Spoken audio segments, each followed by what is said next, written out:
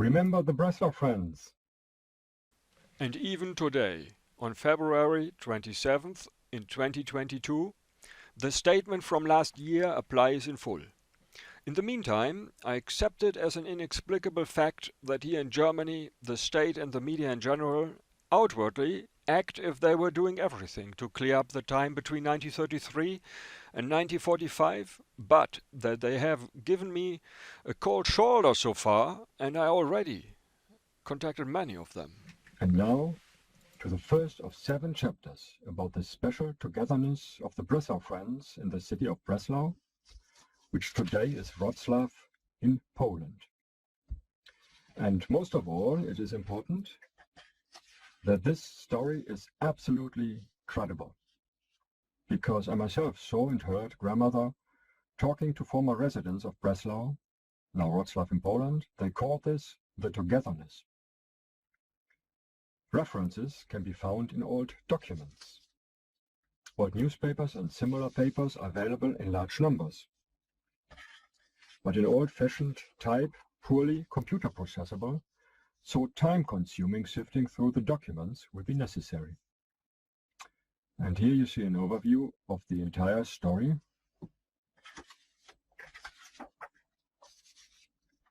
And I now present chapter 1, where the comrades, the young soldiers, become best friends.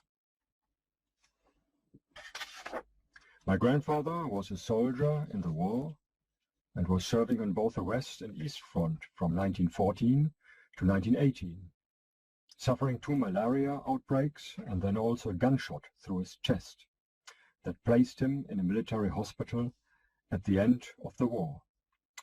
This chapter is about the shattering of the worldview of the young comrades from Breslau, which has life-changing consequences for their future. The year is 1918, and we are somewhere in Saxony.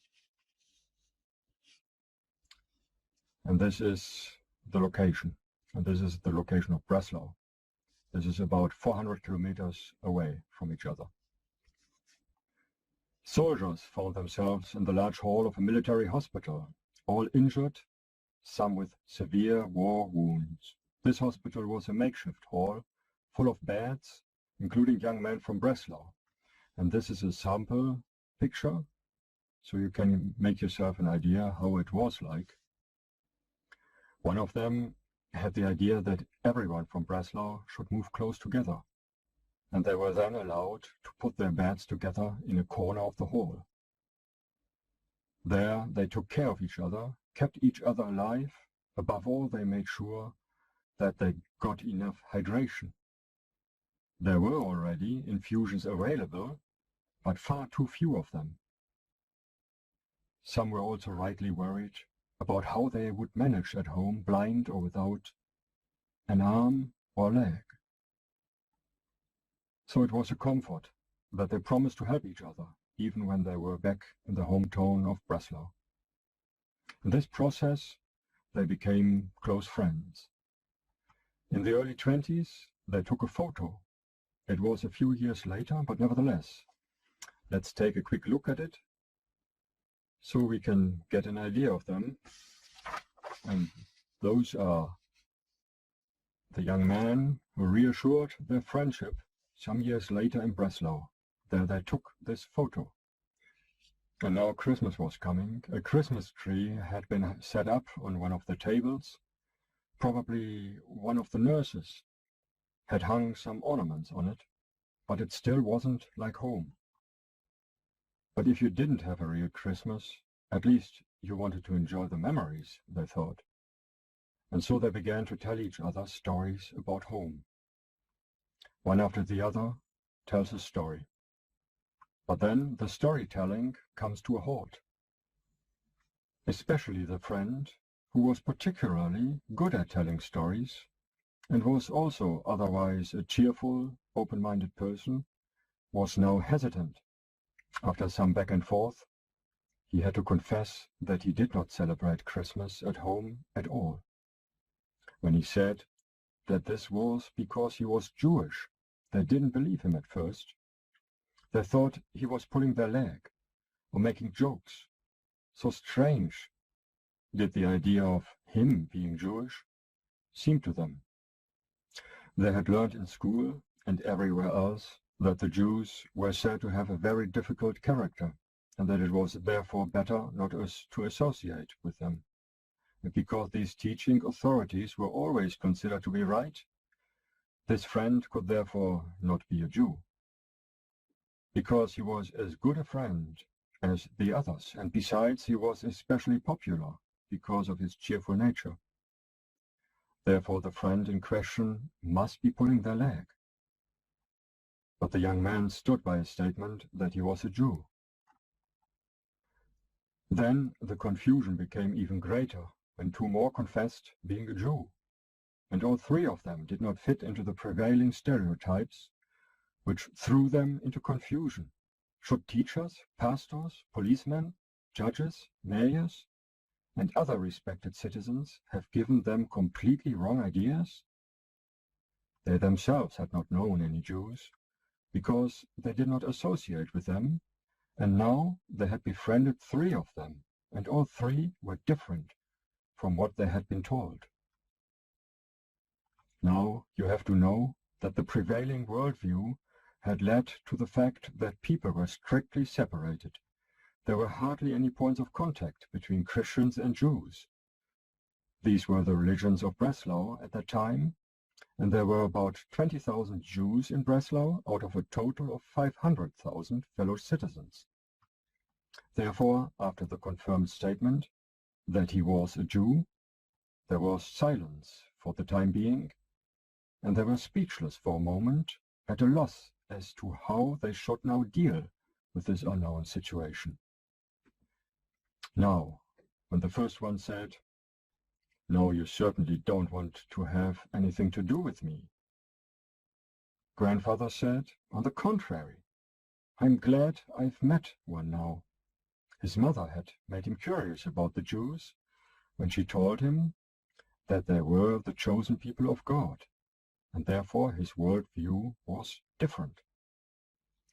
First they were stunned, but then the big questioning began.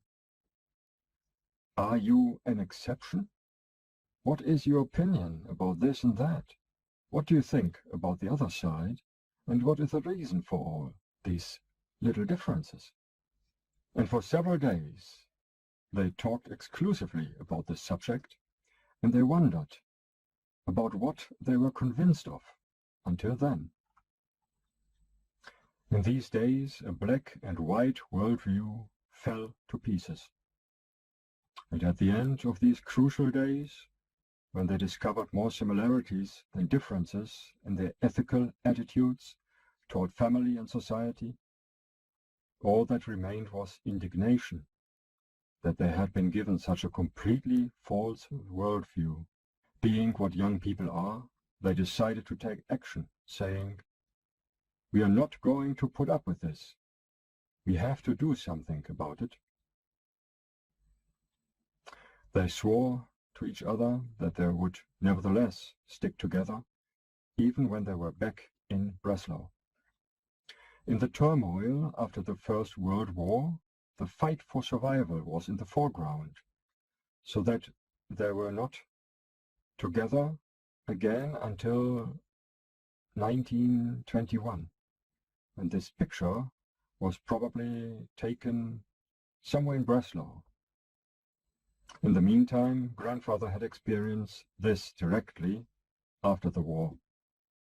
Between 1918 and 1920, he was working somewhere in a distance to Breslau, but he was able to return. And there in Breslau, he visited a scientific association where his father was a member. And this association was looking for reports on new events so that they would be studied there. Grandfather, then in his early 20s, went there with this new experience. This is what Grandfather had told Grandmother. Grandfather, in his early 20s, was waiting outside the scientists' meeting room, and after a while he was led into the room by a servant, where he gave a prepared account of the moving experiences in the military hospital I'm just telling you about. He also handed over the one sheet on which he had noticed the most important points, as he had been instructed to do so. After this talk he was led out again, and after the brief consultation of the scientists he was called back in. He was told their preliminary assessment. His submission was accepted, and officially went to the department of psychiatrists, but the religious scientists also showed interest, and he then gave a paper examining the similarities between early Christianity and Judaism.